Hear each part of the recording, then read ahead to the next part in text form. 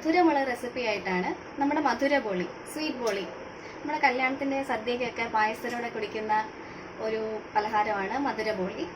ഇത് വളരെ എളുപ്പത്തിൽ തന്നെ ഉണ്ടാക്കാൻ പറ്റുന്നതാണ്. വളരെ കുറച്ച് ഇൻഗ്രീഡിയൻസ് മാത്രമേ ഇതിന് ആവശ്യമുള്ളൂ. അതിനാവശ്യമായ ഇൻഗ്രീഡിയൻസ് ഏതൊക്കെയാണെന്ന് നോക്കാം.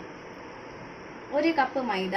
ഇവിടെ ഞാൻ എടുത്തിരിക്കുന്ന കപ്പ് ഏകദേശം ഒരു 240 ml ഗ്ലാസ് അല്ലെങ്കിൽ 250 ആ റേഞ്ചിൽ വരും. 3/4 കപ്പ് കടലപ്പരിപ്പ്, 1/2 കപ്പ് പഞ്ചസാര. മധുരം നമുക്ക് ആവശ്യമുള്ള പോലെ തന്നെ കൂട്ടുകയോ കുറയ്ക്കുകയോ എന്താണെന്ന് വെച്ചാൽ ചെയ്യാം. പിന്നെ നെയ്യ്, മാവ് കുഴയ്ക്കാൻ വേണ്ടിയിട്ട് ഉപ്പ്, കളറിന് വേണ്ടി ഒരു ശകലം മഞ്ഞൾപ്പൊടി, ഏലക്ക. ഇനി ഇത് ആദ്യമായി മാവ് തയ്യാറാക്കണം. മാവ് തയ്യാറാക്കാനായിട്ട് ഒരു വലിയ ബൗളിലേക്ക് ഈ മൈദ ഇട്ട് കൊടുക്കാം.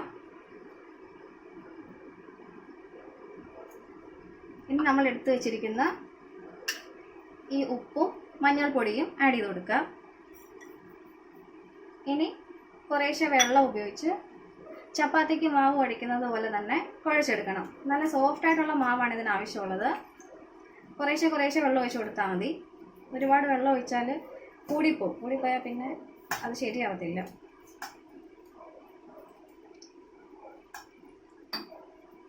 നല്ല സോഫ്റ്റ് ഡവ് ആയിരിക്കണം, എന്നാലേ നന്നായി പരത്താൻ സാധിക്കത്തുള്ളൂ. അപ്പം മാവ് നമ്മൾ നല്ലതുപോലെ കുഴച്ചൊരു 5 മിനിറ്റോളം ഇങ്ങനെ കുഴച്ചിട്ടുണ്ട്. കുഴച്ചാലേ അത് സോഫ്റ്റായിട്ട് വരത്തുള്ളൂ. കുഴച്ച് നല്ലൊരു ബോളാക്കി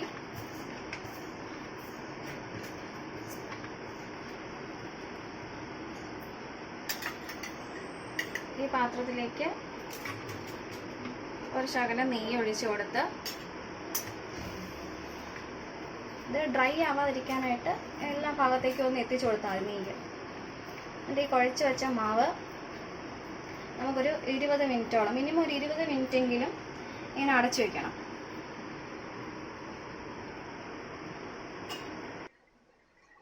ഇനി മധുര ബോളിക്ക് ആവശ്യമായ ഫില്ലിങ് നമുക്ക് തയ്യാറാക്കാം.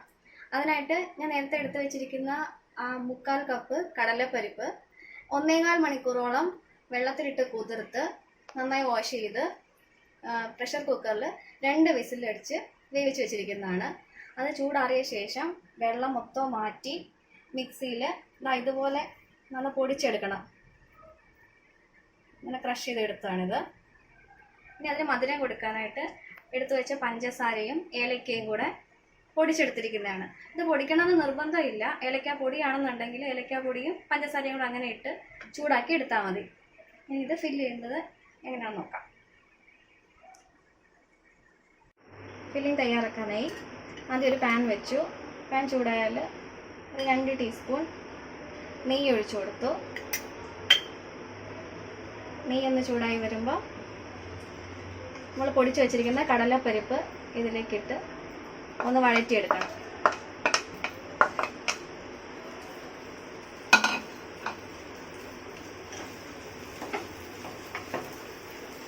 ശ്രദ്ധിക്കണം, മീഡിയം ഫ്ലെയിമിലായിരിക്കണം തീ അരച്ചിരിക്കേണ്ടത്.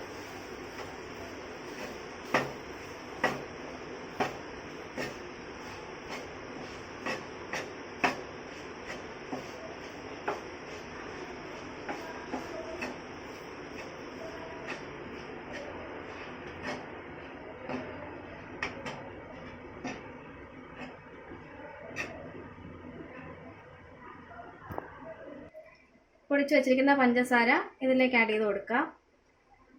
മധുരം കുറവ് മതി എന്നുണ്ടെങ്കിൽ അത്ര ആഡ് ചെയ്യണ്ട, തൽക്കാലം ഇത്ര ആഡ് ചെയ്യാം നമുക്ക്. എന്നിട്ട് മിക്സ് ചെയ്തിട്ട് ടേസ്റ്റ് നോക്കാം. മധുരം കുറവാണെങ്കിൽ ഇച്ചിരി കൂടെ ആഡ് ചെയ്ത് കൊടുക്കാം. എന്നിട്ട് ഈ പഞ്ചസാര എല്ലായിടത്തും ഒന്ന് എത്തിക്കണം. ഇതാ നമ്മുടെ കടലപ്പരിപ്പ് വരട്ടിയതായത് ഇതേപോലെ ആയിട്ടുണ്ട്. ഞാൻ ഇടയ്ക്കൊന്ന് മധുരം ചെക്ക് ചെയ്തായിരുന്നു. അപ്പോൾ കുറച്ച് കുറവായിട്ട് എനിക്ക് തോന്നി. അതുകൊണ്ട് ഞാനൊരു 2 ടേബിൾ സ്പൂണും കൂടെ പഞ്ചസാര പൊടിച്ചത് ആഡ് ചെയ്ത് കൊടുത്തിട്ടുണ്ട്. ഞങ്ങൾക്ക് ഇവിടെ ഒരു മീഡിയം മധുരം ആവശ്യമുള്ള ആളുകളാണ്. നിങ്ങൾക്ക് കൂടുതൽ മധുരം വേണമെങ്കിൽ ആഡ് ചെയ്യാം. ഇനി കുറവ് മതിയെങ്കിൽ അത്ര ഇടേണ്ട നിങ്ങൾ. അതായത് ഇപ്പോൾ ഒരുവിധം ആയി വന്നിട്ടുണ്ട്. ഏകദേശം ഒരു 5 മിനിറ്റോളം ഞാൻ വഴറ്റിയിട്ടുണ്ട്. ഇങ്ങനെ കണ്ട ഇതുപോലെ ഒരു കട്ട ആവുന്ന പരുവം വരും. ഈ പരുവാകുമ്പോൾ നമുക്ക് ഗ്യാസ് ഓഫ് ചെയ്തിട്ട് ഇതൊന്ന് ചൂടാറാനായിട്ട് വെക്കാം. അപ്പം നമ്മുടെ കടലപ്പരിപ്പ് ചൂടൊക്കെ ആറി ഞാൻ നല്ല ഒരു ചെറിയ നാരങ്ങയുടെ വലിപ്പത്തിലുള്ള ബോൾസ് ആക്കി വെച്ചിട്ടുണ്ട്. ഇത് നിങ്ങൾ ബോൾസ് ആക്കുന്ന സമയത്ത് ഒരു കാര്യം ശ്രദ്ധിക്കണം. ഇതിൽ കടലപ്പരിപ്പ് എവിടെയെങ്കിലും പൊടിയാതെ കിടപ്പുണ്ടെങ്കിൽ അതെടുത്ത് നിങ്ങൾ മാറ്റിക്കളയാം. അതല്ലാന്നുണ്ടെങ്കിൽ നമ്മളിത് മാവിനകത്ത് വെച്ച് ഫില്ല് ചെയ്ത് പരത്തുന്ന സമയത്ത് ഇത് പൊട്ടിപ്പോകാൻ സാധ്യതയുണ്ട്. അതുകൊണ്ട് ചെറിയ 1-2 കാര്യങ്ങളൊക്കെ ശ്രദ്ധിക്കുവാണെങ്കിൽ നമുക്ക് വളരെ എളുപ്പത്തിൽ തന്നെ ഈ പുരൺപോളി വീട്ടിലുണ്ടാക്കി എടുക്കാവുന്നതാണ്. നമ്മൾ കുഴച്ച് വെച്ച മാവ് നല്ല സോഫ്റ്റായി വന്നിട്ടുണ്ട്. കണ്ടോ? നിങ്ങൾക്ക് മനസ്സിലാവും ഇത് കാണുമ്പോൾ. ഇത് ഏകദേശം അരമണിക്കൂർ കഴിഞ്ഞിട്ടുണ്ട്. ഇനി നമുക്കിതിനെ ഒന്നും കൂടി നന്നായി കുഴച്ചിട്ട് ചെറിയ ചെറിയ ബോൾസ് ആക്കി ഉരുട്ടിയെടുക്കാം. ഏകദേശം നമ്മുടെ കടലപ്പരിപ്പ് ഉരുട്ടി വെച്ചിരിക്കുന്ന ആ ബോളിൻ്റെ വലിപ്പം തന്നെ ആയിരിക്കണം ഈ മാവിൻ്റെ ബോളിൻ്റെയും വലിപ്പം.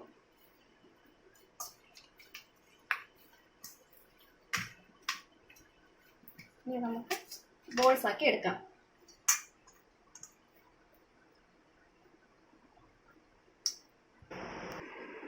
അതുപോലെ മാവും നമ്മൾ ഏകദേശം ഒരേ വലിപ്പമുള്ള ബോൾസ് ആക്കി ഉരുട്ടി വെച്ചിട്ടുണ്ട്. ഇനി ഇതിലേക്ക് നമുക്ക് ഈ ഫില്ലിങ് സ്റ്റഫ് ചെയ്ത് കൊടുക്കണം. അതിന് വേണ്ടിയിട്ട് ആദ്യം ഒരു ബോൾ എടുക്കുക. നമ്മൾ ആലു പൊറോട്ടയൊക്കെ ഉണ്ടാക്കത്തില്ലേ, അതുപോലെ ഇത് നല്ല വലുതാക്കി ഒരു ബോൾ പോലെ ആക്കി ഈ ഒരു കടലപ്പരിപ്പിൻ്റെ ബോളും എടുത്ത് വെച്ച് നന്നായി കവർ ചെയ്ത് കൊടുക്കണം. ഗ്യാപ്പൊന്നും വരാൻ പാടില്ല.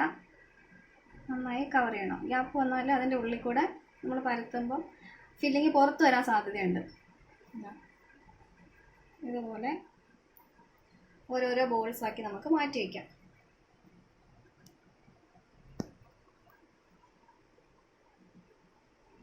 ബാക്കി എല്ലാ ബോൾസും നമുക്ക് അതുപോലെ തന്നെ ചെയ്യാവുന്നതാണ്.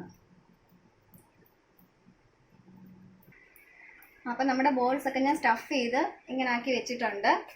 ഇനി ഇത് ചപ്പാത്തിക്ക് പരത്തുന്നത് പോലെ പൊടിയിട്ട് പരത്തി കൊടുക്കുക. പരത്തിയിടാനായിട്ട് ഞങ്ങളൊരു പ്ലേറ്റ് വെച്ചിട്ടുണ്ട്. ഈ പ്ലേറ്റിലും കുറച്ച് മൈദ ഇങ്ങനെ ഡസ്റ്റ് ചെയ്യണം, അല്ലെങ്കിൽ ചില സമയത്ത് ഇത് ഒട്ടി പിടിക്കും. നമുക്ക് പരത്തിയെടുക്കാം ഓരോന്നോരോന്നായിട്ട്. നിങ്ങൾക്ക് ഒന്നിച്ച് പരത്തി വെച്ചിട്ട് ചുട്ടെടുക്കാം. അതല്ലാന്നുണ്ടെങ്കിൽ ഓരോന്നോരോന്നായിട്ട് പരത്തി അന്നേരം ചുട്ടെടുക്കുകയും ചെയ്യാം. നമുക്കിത് പരത്തിയെടുക്കാം.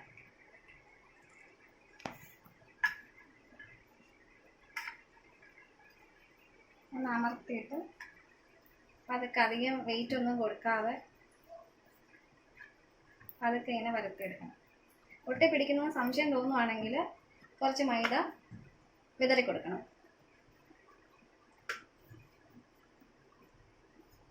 എത്രയും തിന്നായിട്ട് പരത്താൻ പറ്റുന്നുണ്ടോ അത്രയും തിന്നായിട്ട് പരത്തിയെടുക്കണം.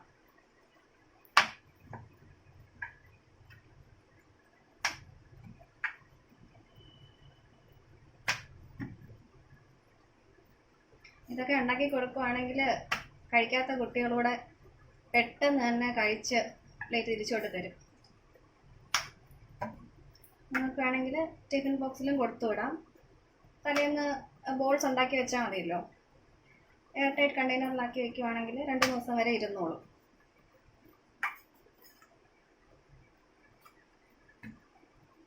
പിന്നെ അറ്റം കുറച്ച് തിന്നാക്കി പരത്തിയെടുക്കാൻ ശ്രദ്ധിക്കണം. അല്ലെന്നുണ്ടെങ്കിൽ ചുട്ടെടുക്കുമ്പോൾ ഭയങ്കര കട്ടിയാകും. നമ്മുടെ ബോളി കണ്ടിട്ടില്ലേ, ഒത്തിരി തിന്നായിട്ട് നല്ല മുറിക്കുമ്പോഴേക്കും അത് പൊടിഞ്ഞു വരുന്ന പോലെ ആകത്തില്ലേ.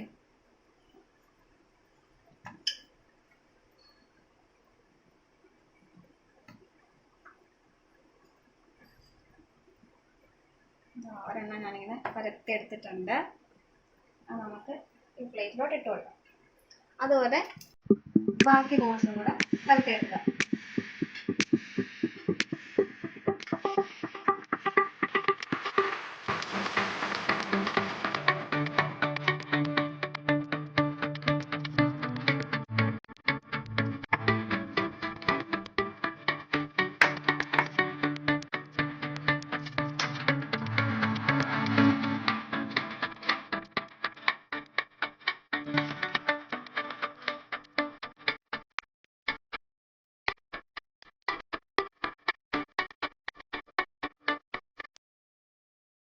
നമ്മുടെ ബോളി എല്ലാം പരത്തി കഴിഞ്ഞിരിക്കുകയാണ്.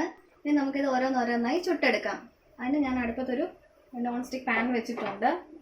ഇതൊന്ന് ചൂടായി വരട്ടെ.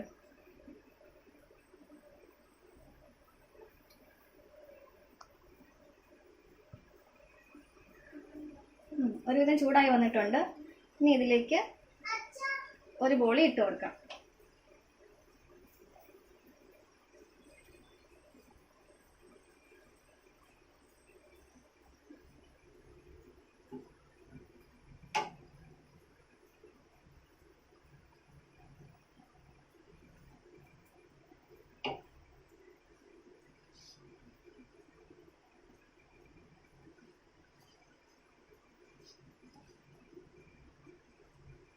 എന്നിട്ട് ചെറുതായിട്ടൊന്നൊരു ബോൾ പോലെ പൊങ്ങി വരുന്നുണ്ട്.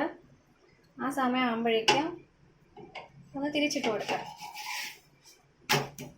കണ്ട നമ്മുടെ ബോളിയുടെ ഒരു രീതിയൊക്കെ അത് തോന്നുന്നില്ല നിങ്ങൾക്ക്? ഇനി വേണമെങ്കിൽ ശകലം നെയ്യൊന്ന് തടവി കൊടുക്കാം.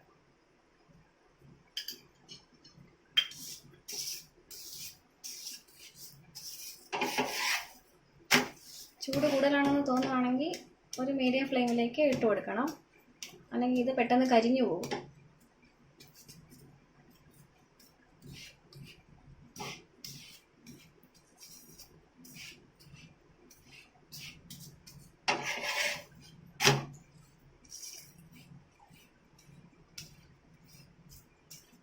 ഇതിൻ്റെ അറ്റമൊക്കെ നന്നായിട്ട് വേവിച്ചെടുക്കണം.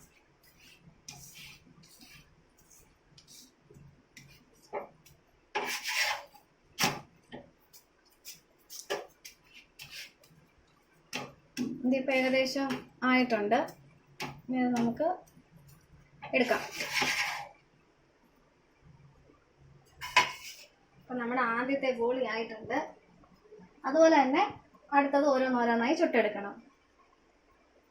അപ്പം നമ്മുടെ പുരൻ ബോളി ഇവിടെ തയ്യാറായിരിക്കുകയാണ്. സ്വീറ്റ് ബോളി അല്ലെങ്കിൽ മധുര ബോളി. ഇത് പാല് വെച്ചുള്ള ഏത് പായസത്തിൻ്റെയും കൂടെയും നല്ല കോമ്പിനേഷൻ ആയിരിക്കും. പാൽ പായസമോ സേമിയ പായസമോ പാലടയോ എന്ത് വേണമെങ്കിൽ നിങ്ങൾക്ക് ഉപയോഗിക്കാവുന്നതാണ്. ഞാൻ ഇന്നിവിടെ ഉണ്ടാക്കിയിരിക്കുന്നത് സേമിയ പായസമാണ്. സേമിയ പായസത്തിൻ്റെ പോലെ സെർവ് ചെയ്യുന്നു. പിന്നെ ഇത് ഉണ്ടാക്കാൻ വളരെ എളുപ്പമാണ്. നിങ്ങളുടെ ഇതിന് മൈദ ഇല്ല, നിങ്ങൾക്ക് മൈദ വേണ്ട ഇഷ്ടമല്ല എന്നുണ്ടെങ്കിൽ ഗോതമ്പ് പൊടി വെച്ചാണെങ്കിലും നിങ്ങൾക്ക് ഉണ്ടാക്കാൻ സാധിക്കും. പക്ഷെ അത് ഇതുപോലെ നൈസായിട്ട് വരത്തില്ല, ചെറിയൊരു കട്ടി കാണും. എന്നാലും കുഴപ്പമില്ല, കുട്ടികൾ കഴിക്കുന്നുണ്ടെങ്കിൽ പിന്നെ അതല്ലേ നല്ലത്. നമ്മുടെ ബോളി ഇവിടെ സോഫ്റ്റായിട്ട് വന്നിട്ടുണ്ട്. ഞാൻ നിങ്ങൾക്ക് വേണ്ടി ഇതൊന്ന് മുറിച്ച് കാണിക്കാം. കണ്ടോ, അകത്ത് നല്ല പൊടിയായിട്ടാണ് വരുന്നത്. നല്ല ലെയറൊക്കെ ഉണ്ട്, നല്ല സോഫ്റ്റ്. ഇനി നമുക്ക് ഗസ്റ്റൊക്കെ വരുമ്പോൾ നമുക്ക് തന്നെത്താനെ ബോളിയൊക്കെ ഉണ്ടാക്കി പായസമൊക്കെ വെച്ച് നമുക്ക് എല്ലാവരും ഞെട്ടിക്കാം. അപ്പോൾ എൻ്റെ ഈ റെസിപ്പി നിങ്ങൾക്ക് എല്ലാവർക്കും ഇഷ്ടപ്പെട്ടെന്ന് ഞാൻ വിചാരിക്കുന്നു. നിങ്ങൾ ഇഷ്ടപ്പെടുകയാണെങ്കിൽ എൻ്റെ റെസിപ്പി ഷെയർ ചെയ്യാൻ വേണം, ലൈക്ക് ചെയ്യാൻ വേണം, എന്നെ സപ്പോർട്ട് ചെയ്യാൻ വേണം. അപ്പോൾ പുതിയ ഒരു വീഡിയോയുമായിട്ട് കാണുന്നത് വരെ ബൈ.